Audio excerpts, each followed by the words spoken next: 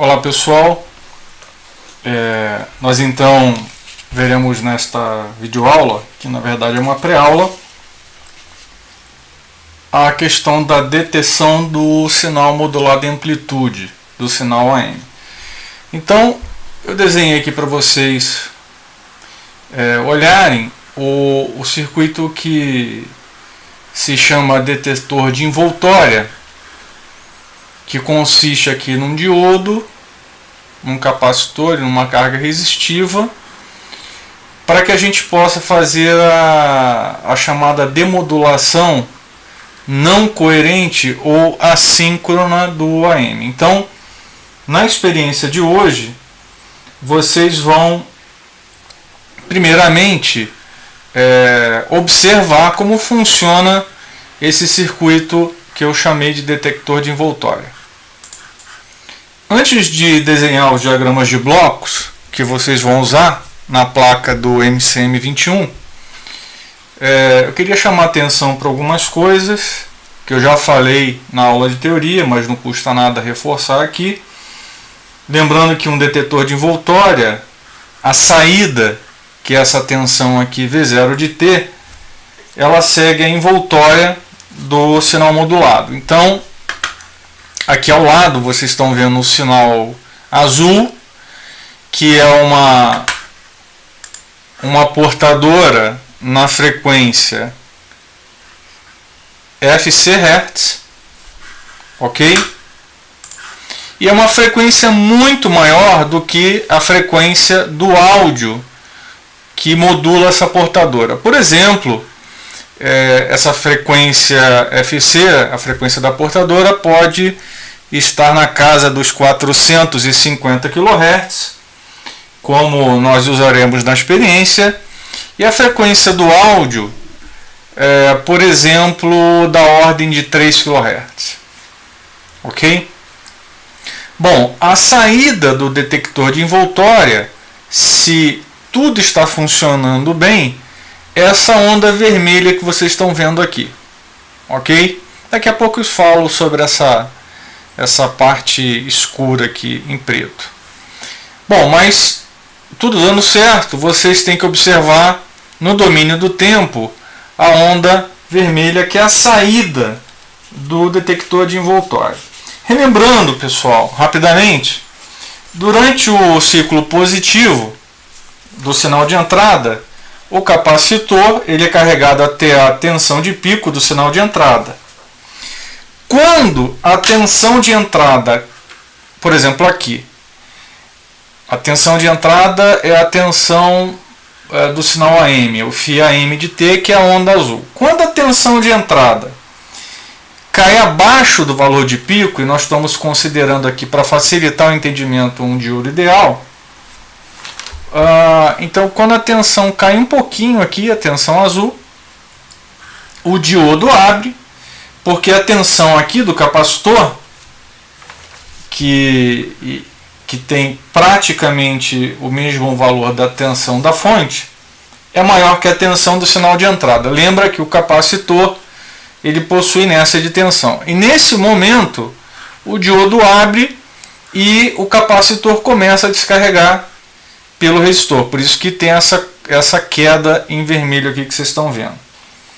Então o capacitor agora ele passa a se descarregar nessa fase aqui que eu estou apontando em vermelho, através do resistor R, a uma taxa baixa, né? Vocês veem aqui que a derivada não é muito grande.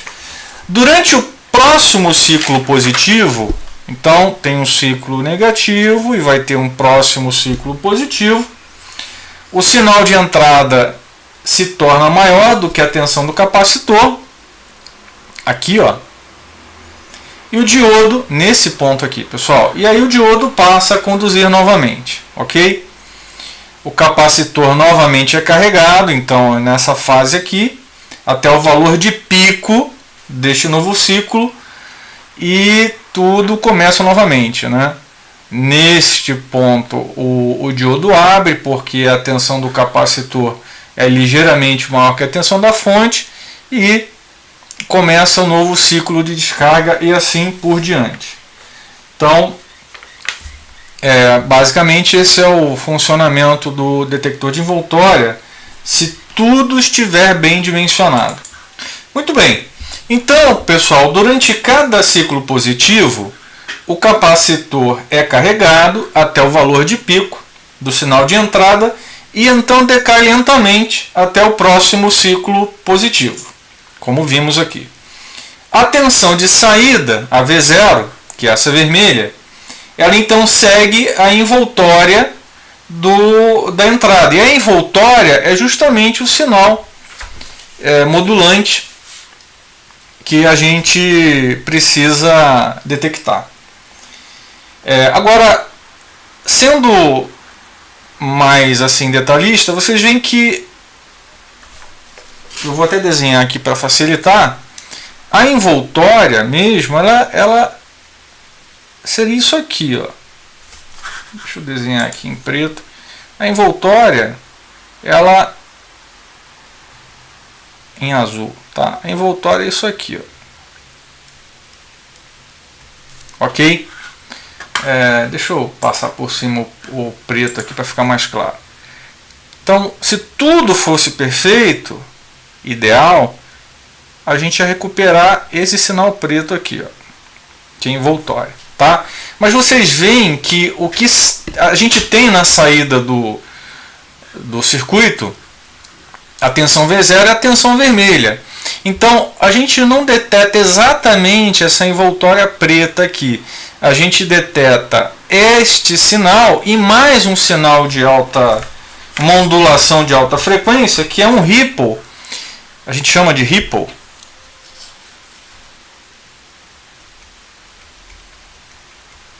Algo que vocês já viram na eletrônica, que ele está na frequência, em torno dessa frequência FC.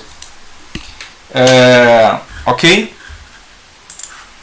Bom, o ripple, então, que está nesta frequência FC, ele é causado pela descarga do capacitor entre os ciclos positivos. E a gente pode reduzir o ripple pelo aumento da constante de tempo RC do circuito. Veja, se a gente aumenta a constante RC, o produto RC, a descarga do capacitor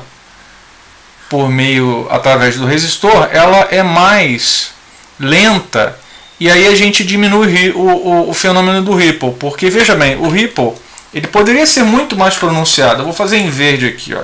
Por exemplo, se o produto RC é pequeno, menor do que o que está aí, eu poderia ter uma descarga assim, ó, com uma derivada mais acentuada, o que, sem dúvida alguma, aumentaria o fenômeno do ripple, ok? Agora, um outro problema que eu estou mostrando aqui, pessoal, é que se o produto RC for muito grande, a tensão aqui na saída, ela não segue a envoltória. E aí a gente tem o fenômeno de perda de envoltória, ok?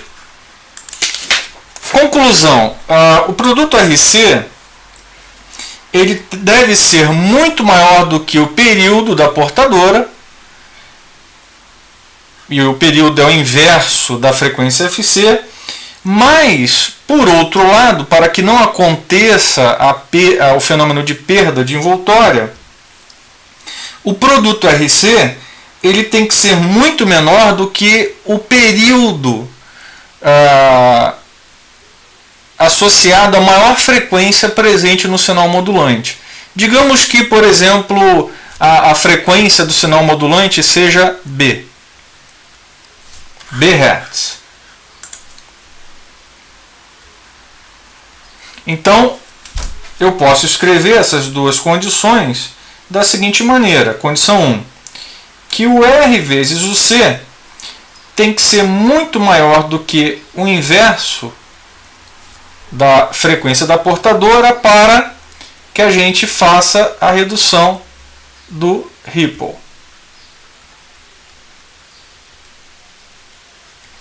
Por outro lado, o produto RC ele tem que ser muito menor do que o inverso da banda passante do sinal, ou seja, o inverso da maior frequência presente no final, para que a gente consiga seguir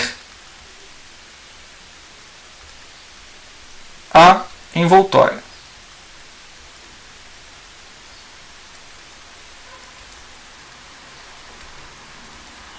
E aí nós podemos juntar essas duas condições numa única condição, que eu estou escrevendo aqui embaixo.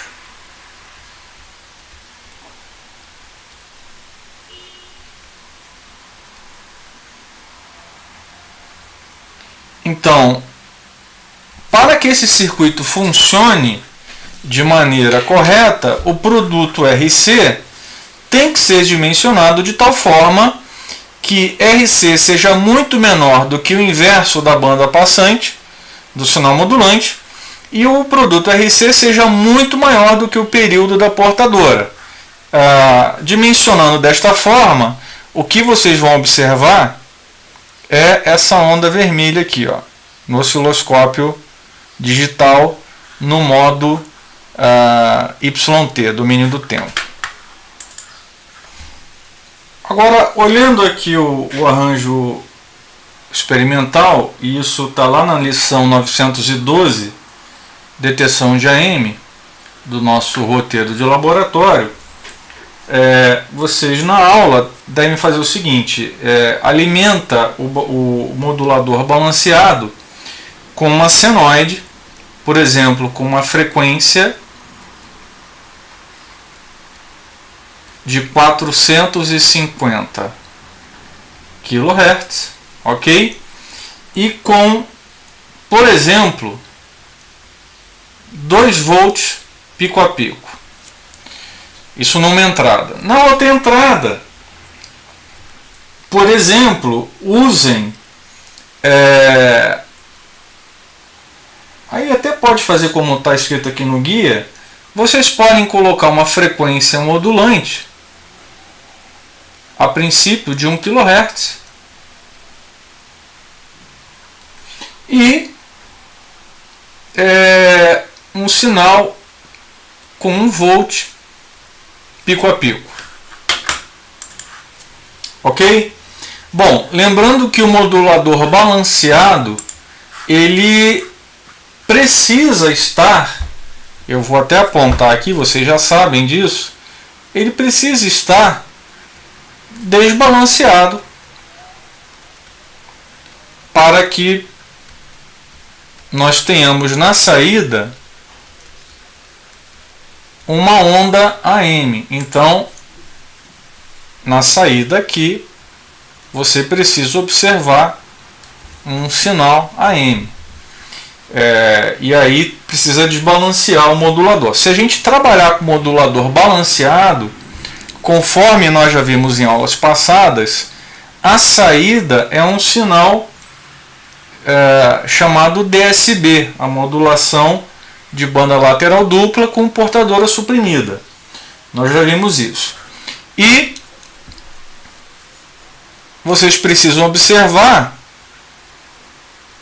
olhando para o diagrama anterior, aqui é aquela tensão de saída V0 de T, se a gente associar com o diagrama anterior, ok?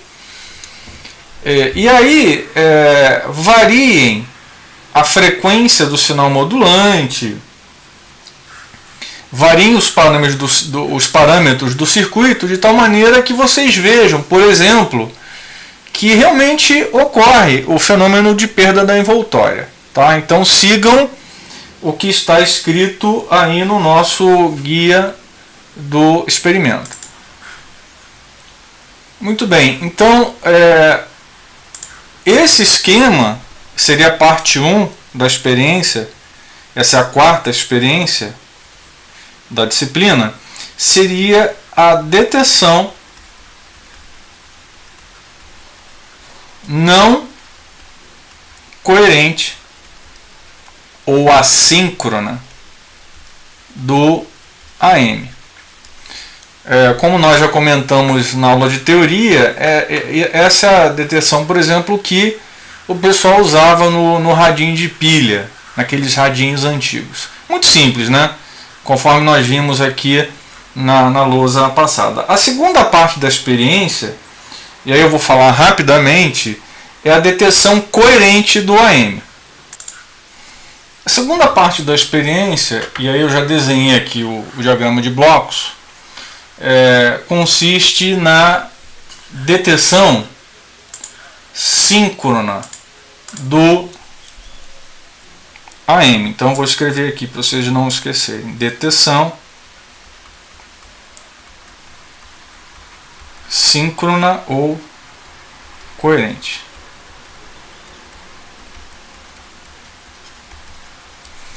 Muito bem. Algumas coisas que vocês não podem esquecer. O primeiro modulador, que é o modulador balanceado, uma sugestão, conforme o guia do relatório recomenda, entrem com uma portadora na frequência de 450 kHz, por exemplo, com 2 volts pico a pico. A princípio, um tom modulante com 5 kHz. Na hora da experiência a gente pode variar isso, e com 1 volt pico a pico, e eu estou recomendando isso de propósito, para que vocês tenham aí um índice de modulação de 50%, a onda modulada no domínio do tempo ela fica bem bacana. Lembrando que o modulador balanceado 1, ele tem que ficar, eu vou até escrever aqui, desbalanceado, porque não esqueça que ele, na condição de modulador desbalanceado, e isso tem que ser ajustado, como eu já ensinei na bancada, da maneira devida, a gente consegue produzir aqui o sinal AM na saída do modulador balanceado. Então vocês precisam mexer no botão de Carrier Null. Ok? Bom, esse conjunto modulador balanceado e as duas senoides tem o papel aqui no nosso laboratório do transmissor, o TX. O canal é um fio. O canal é esse fio aqui, ó. Esse é o canal. Bem simples. Na vida real, as coisas são muito mais complicadas. O canal não é um fio. Um canal, por exemplo, pode ser um canal sem fio, com ruído, interferência, etc. Não vamos entrar agora aqui nesse detalhe. Na nossa experiência, é um simples fio que você vai ligar do estágio de transmissão para o demodulador, que é o conjunto do modulador balanceado 2 com o filtro passa-baixas. Esse aqui é um filtro passa-baixas. Inclusive é interessante que vocês levantem, não precisa levantar a fase, mas a curva de magnitude, a curva de módulo de resposta em frequência deste filtro aqui passa-baixas. E se tudo der certo, temos aqui aquela tensão V0 de T, que é a saída do... Aqui eu vou botar um chapéuzinho, tá? Então, se tudo der certo, essa tensão V0 de T, que eu botei um chapéuzinho, ela é muito parecida com essa tensão aqui que foi gerada no transmissor, que eu vou chamar de V0 de T também. Ok?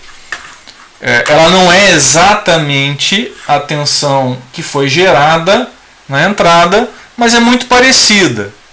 Daí esse chapéuzinho aqui, que é uma notação muito comum em telecomunicações, tá? E não tem, esse V0 aqui de T não tem nada a ver, pessoal, com aquele primeiro diagrama com a tensão de saída do detector de envoltória, tá? Aqui foi uma anotação que eu inventei aqui na hora e não há problema algum.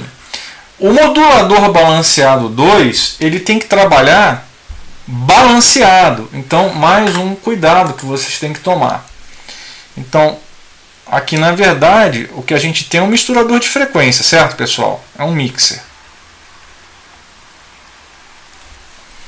E aí na hora da experiência vocês precisam investigar direitinho, tanto no domínio do tempo como no domínio da frequência, o sinal neste ponto. Então vejam no domínio do tempo e no domínio da frequência, aqui na saída do mixer, no estágio de recepção, no domínio do tempo e no domínio da frequência, e aqui também no domínio do tempo e no domínio da frequência. Então essa é uma experiência que tem duas partes. A parte 1 é a demodulação não coerente com detector de envoltória. A parte 2 é a detecção coerente, ok? Então essa aqui é a pré-aula, basicamente é o roteiro da experiência. Qualquer dúvida consultem o roteiro, a lição 912, que já está em mãos aí de todos os alunos, e nos encontramos lá na experiência. Ok? Um abraço então, pessoal.